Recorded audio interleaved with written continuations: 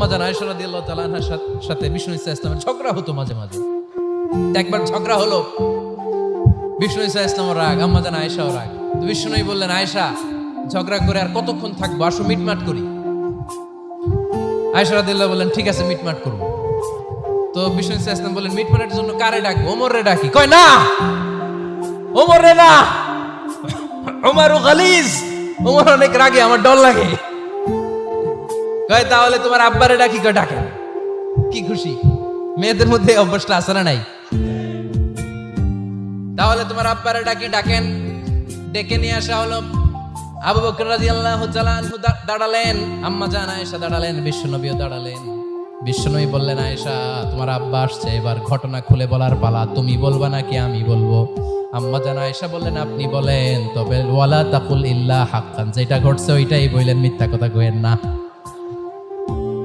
আবু বকর রাদিয়াল্লাহু তাআলা আনহু রেগে মেগে আগুন। কি এই কথা তুমি কেমন করে বলো?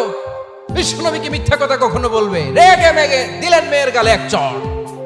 বানিয়ে বলতেছি না, মুসনাদ আহমদ ইবনে হাম্বলের হাদিস। বাবার হাতের থাপ্পড় খেয়ে আম্মাজান আয়েশা উল্টে বললেন। সাইয়েদনা আবু বকর রাগে গড়গড় করছেন, আবার মারার জন্য তেড়ে গেলেন।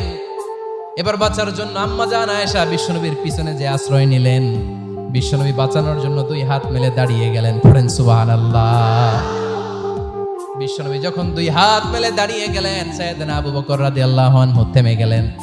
সাইয়েদনা আবু বকর রাদিয়াল্লাহু তাআলা আনহু ঘর থেকে বের হয়ে বারান্দায় দাঁড়ালেন। পড়েন সুবহানাল্লাহ। এবার বিশ্বনবী আম্মাজান আয়েশার কাছে যেয়ে বলেন, ইয়া আয়েশা কাইফা রাআইতিনি আনকাসতুকি মিনার রাজুল, দেখছো কেমনে বাঁচাইলাম?